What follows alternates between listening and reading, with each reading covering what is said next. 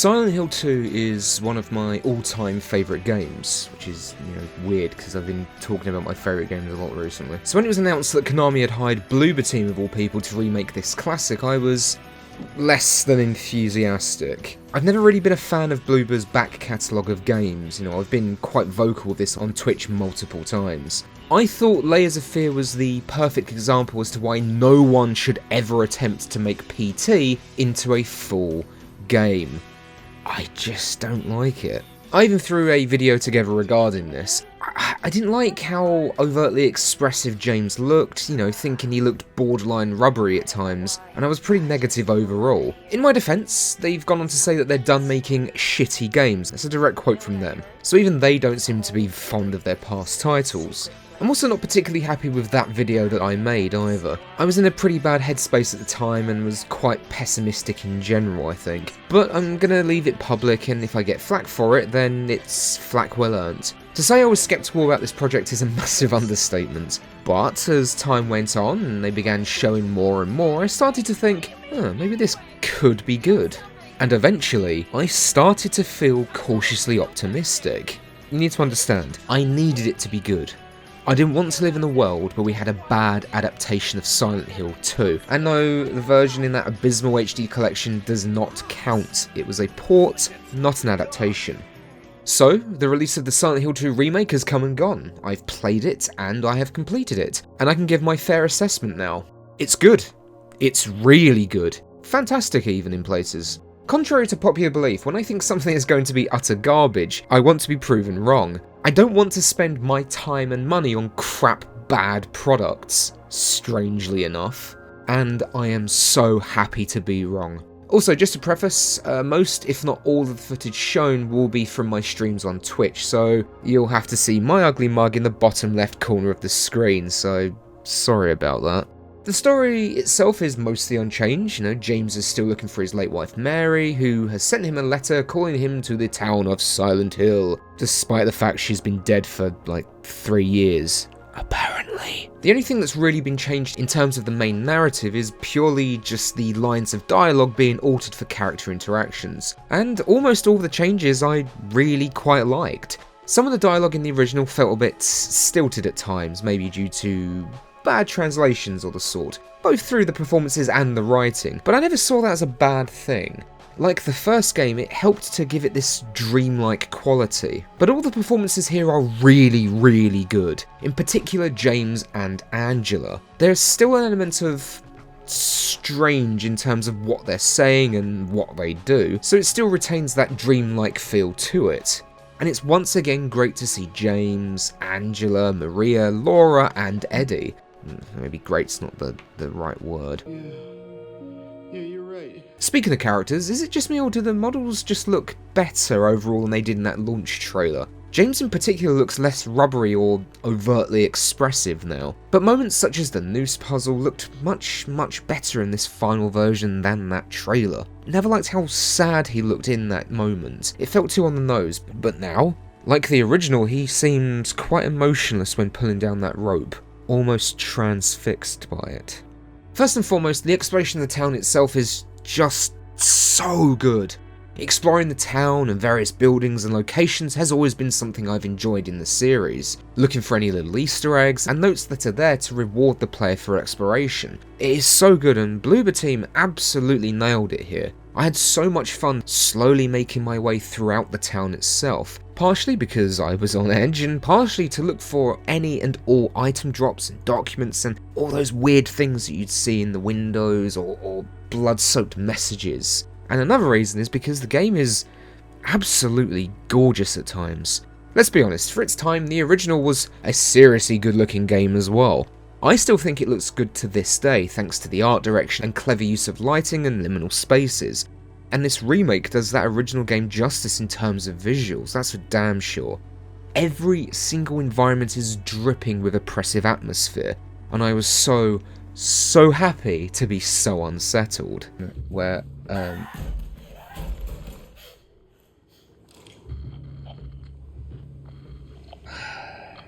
If there's one thing the series is well known for, besides the dark themes and symbolic imagery, it's the puzzles themselves, well at least for me anyway. Any long-standing fan will remember the pain of that sodding piano puzzle in the first game, but everything from 2 onwards was just so much fun to solve, with you being able to set the puzzle difficulty in both Silent Hills 2 and 3.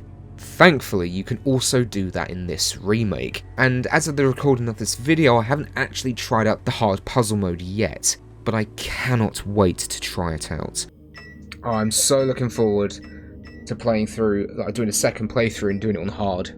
Anyway, I thought all the puzzles in this remake felt appropriate to the franchise as a whole, and they were fun to solve, especially whilst streaming it on Twitch. None of them are too difficult to leave you feeling dumber than a Daily Mail journalist, but there's just enough of a challenge to make it satisfying and, more importantly, fun to solve. I love this stuff. Now, there's one area I was a little bit unsure about, even after becoming more optimistic about the rest of the game, and that was the combat. Well, the melee combat anyway. Shooting is what I expected really, although having played so much modern Resident Evil games, my aim was all over the place at times. Anyway, I was concerned that the melee combat looked a little too much like the Callisto Protocol, and the thought of James juking and jiving out of the way of enemies seemed, well, not quite right to me. Thankfully, it's quite simplistic, and because of that, the combat just works pretty effortlessly. Most enemies die in a good 5 to 7 good strikes with your melee weapon, and the dodging is responsive and doesn't look as goofy as I was worried about. Plus, James always tends to sound distressed during combat, which somehow just helped me focus? I don't know why, it's almost like one of us had to keep our heads. And to make things even easier, you can just put a couple of pistol rounds into the legs of a creature you're fighting and then brain them with your melee weapon after they drop to one knee. Admittedly, it can get a little tricky or borderline frustrating when facing multiple enemies in an enclosed space, as there's no way to manually switch between which of them you're locked onto. Thankfully, it's usually quite good at automatically switching to the nearest one while you're attacking, but it can still be a bit of a pain if trying to conserve ammunition. Running away is always an option. Well, sometimes anyway.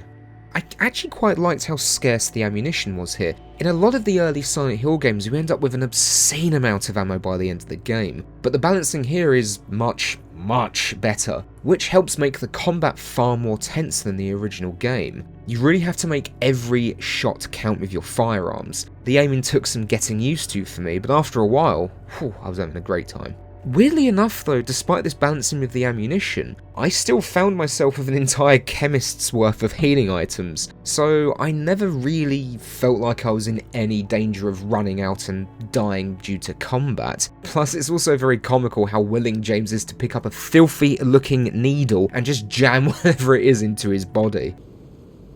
No! Getting back to combat, one massive improvement involves the boss fights. Now let's be completely honest with ourselves here. Every single boss fight in the Silent Hill franchise has been less than good. Some might even say painfully shite. I'm looking at you, Float Stinger. But in the series' defense, the combat and in turn boss fights were never really the greatest importance. However, here, these new boss fights are actually pretty damn good. All of them take elements from those original battles and add new sections to keep us on our toes, especially the abstract daddy battle, which now has an entire chase sequence first before you're finally forced to kill the abusive bastard. It's a satisfying battle, and honestly, finding what I can only assume to be a crawl space Angela would use to hide from her father as a child was deeply upsetting. Definitely makes killing the thing more enjoyable, that's for sure. Unfortunately, the Eddie fight is still pretty shit. It always has been. Honestly, fighting any sort of enemy that has a firearm in a survival horror game is always irritating. The gameplay mechanics are just never suited for it. I guess the best example of it sort of working is the Nemesis in Resident Evil 3, since his rocket launcher is slow firing and you get plenty of warning as well. But besides that, I cannot think of a single gun-toting boss fight in this genre that doesn't make me groan with irritation. It's just not fun. It never is. The sound design is superb, with plenty of gloopy, strange noises from creatures, screams in the distance, creaking buildings, and other noises that will keep the player on edge. The score is... Lily, you're an idiot. My cat is a dum-dum. She was trying to scratch herself, but was caught up in a cable. The score is understandably brilliant, as many of the original tracks are used in this remake. But there's also new stuff here as well as remixes of the music from the 2001 version. One of the reasons I was excited to finish the game was so I could listen to this new soundtrack on its own. Throughout the game, there are glimpses of the past. These are fun Easter eggs that had me questioning how much of this was a remake, and how much of it was potentially a loop. If you don't know, certain fans of the original game have, for years, and I do mean years, speculated that prior to the events of the game, James has already done this a few times already, hence the corpses we find looking similar to him. This is also prevalent in the remake as well, with most, if not all, corpse models looking like James. However, I think that's less of it being a loop and more of James projecting his own guilt onto these corpses. He sees these dead bodies and subconsciously believes he should be in their place and he should be the one who's dead, because it's what he believes he deserves, even if he doesn't realise it on a conscious level. These glimpses of the past involve various locations or even puzzles from the previous game, and it was nice. I really enjoyed finding them, especially the insane horseshoe and wax puzzle from the prison in the previous version. There are also some little collectibles, these Polaroid photos that James can find throughout his journey. There are 26 of these in total. I found quite a lot of them in my first playthrough, but I missed quite a few of them. I had a feeling there was some deeper meaning to them, but I wasn't quite sure what it was exactly. I thought maybe it would give you a special ending of sort if you collected all of them, but I was wrong. So what's the deal? Well, a fan has actually pieced together the secret behind these photos. By decoding them, they spell out the message of, "You've been here for 2 decades. Massive shout out to Reddit user Dale Robinson, you utter legend. Their post on Reddit spells it all out for you as well, complete with a companion link that shows all of the photos, and yeah, I checked it out, and yeah, it definitely correlates. It has to be that, surely. It's amazing stuff. I love shit like this in games. Yeah, there's been things that we've been finding in the original game for years and years down the line, and I have a feeling, and a hopeful feeling, that there's still a lot of hidden stuff that fans have yet to discover in this remake. Now, I feel like they not only did the town justice, like I said previously, but all of the locations, or dungeon areas if you will, that you can explore are absolutely superb, with the second half of the apartment section completely catching me off guard by switching us to the other world. But I think the 2 areas they improved upon the most are Toluca Prison and the Labyrinth.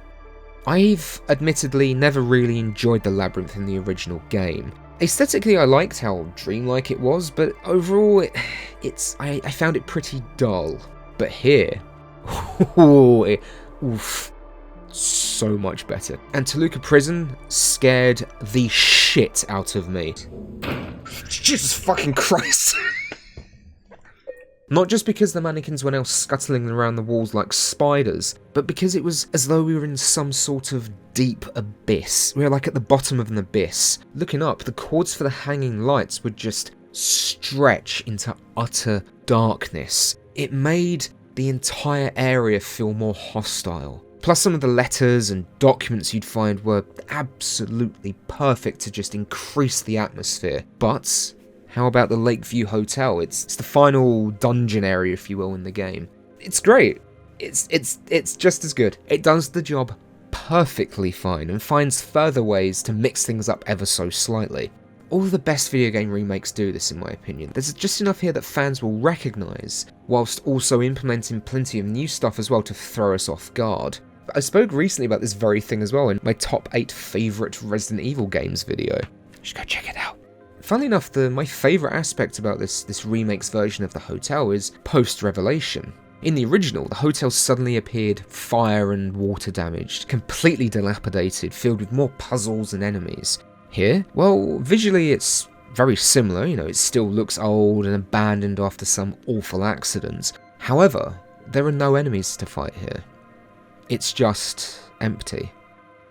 While playing it, I was just overcome with this feeling of sadness, because it is sad. This place would have once been full of tourists, holiday goers, families, couples, friends, and now it's just a lonely, empty shell. James had good memories of this place, but that's all there is now. It can never be what it once was. And perhaps the change represents James coming to terms with the truth. The force behind the town no longer sends enemies against you because it doesn't have to.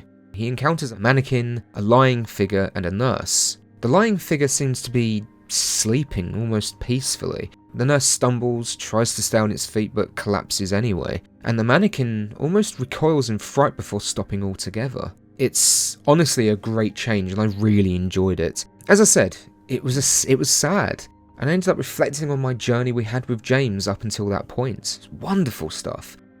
You know, because as I've gotten older, the impact of James forcing himself through the hellscape the town of Silent Hill creates around him has only increased, really. There are people in my life that I truly cherish each and every day, and the thought of one day losing them is truly devastating. If this were to happen and there was a chance, no matter how minuscule that I could see them again, would I go? Of course I would, wouldn't you? All of the original endings are here as well, but what was personally ace for me is that I was so perfectly balanced that I was able to save before the Pyramid Heads fight and get all 3 base endings. In this order: Maria, In Water, and Leave. I was particularly happy, as you can see. We fucking got it. They're all great, by the way, as well. I think the In Water ending in particular is absolutely brilliant and far more depressing than the original. As of writing this video, I haven't obtained any of the additional endings yet. All of the original New Game Plus endings are present, but there are also 2 new endings as well. I cannot wait to get back into this and see what those have to offer. Now, the game isn't perfect by any means, however, and there are parts of the game that got under my skin a bit for the wrong reasons. The major thing that stands out to me, and if you watched me stream the game, are the mannequins. On one hand, I actually really liked how different they felt to most enemies in the game. Not only do they like to hide and ambush James at any opportunity, but they won't set off the radio until they enact said ambush or move. So again, in theory, I quite like this idea. It means you go into any location having to be on your toes and check in the corners. Unfortunately, there were times where it felt as though there was no way for me to avoid them. Also, there are a lot of them throughout the game, and around the midway point, I just started to find them more irritating than frightening. What if they were just mannequins everywhere? And to a lesser extent, there's the camera. The camera is not great at times. For the most part, it's actually pretty perfect when exploring the town and various locations or dungeon-like areas you traverse. That's all fine, that's perfect, it's all dandy. But it starts to greatly struggle with the combat at times. Whilst out in the town itself, or in larger, vast rooms, it works perfectly fine, but in some of the apartments in Blue Creek and Wood Street, or the Lakeview hotel rooms, not so much. Even in the labyrinth it can be a little finicky. This is unfortunately a bit of a problem, especially when ambushed by the aforementioned mannequins, or when you need to dodge out of the way of an enemy attack only to find the camera freaking out and being unable to make out what's going on. This means at times I just hammer the attack button and just tank damage. It doesn't ruin the game in any way, but it did stand out to me at times, because it can be a bit discombobulating for the wrong reasons. Like Resident Evil 2 and 4, we now have 2 versions of Silent Hill 2, and they are both great games. And they both, in my eyes, complement each other as well. I'm just so grateful that we don't exist in a timeline that contains a shit version of Silent Hill 2. I had a really good time with this, and at around 17 hours or so I think it was, I didn't want it to end, but my word, what a great time that first run was. I'm genuinely really excited to see if Bloober Team do dabble in the franchise anymore. I'd be happy with a potential remake of Silent Hill 4 or an entirely original game designed by them. Hell, even their next game, Chronos: The New Dawn, looks pretty promising, with them dabbling into sci-fi horror, and I'm really curious to see how it turns out. I've turned around on them, so bravo to them, honestly. I'm curious to see what's next for the series as a whole as well. I, to put it bluntly, hated the short message. I'm hoping Townfall is okay, but I really don't know what to make of Silent Hill F. All we know is that it's set in rural Japan in the 1960s, which doesn't sound like Silent Hill on paper, does it? If anything, it just makes me think of Forbidden Siren, if I'm honest. Look, I'll give it a fair go. Bloober Team did prove me wrong, so hopefully the devs working on F can do the same. Just have to, forget about the fact that they made or worked on Resident Evil Resistance and Reverse. Just ignore that and just push that out of my memory. I just worry it's going to try and tie into all the cult business, because that's always been one of my least favourite aspects of the Silent Hill franchise. I've left out quite a lot of stuff here though. I didn't really go through all the new locations you can explore, the documents to pick up and whatnot. I could happily do so, but then if I started going into detail with everything, this video would never end, and it has to end at some point, right? But those are my brief thoughts on the Silent Hill 2 remake. I personally absolutely loved it. I know it's been quite divisive online, so what did you think? Did you like it? Did you hate it? Or do your feelings fall somewhere in the middle? Let me know in the comment section below, and until next time, take care of yourselves, and I'll see you in the next video.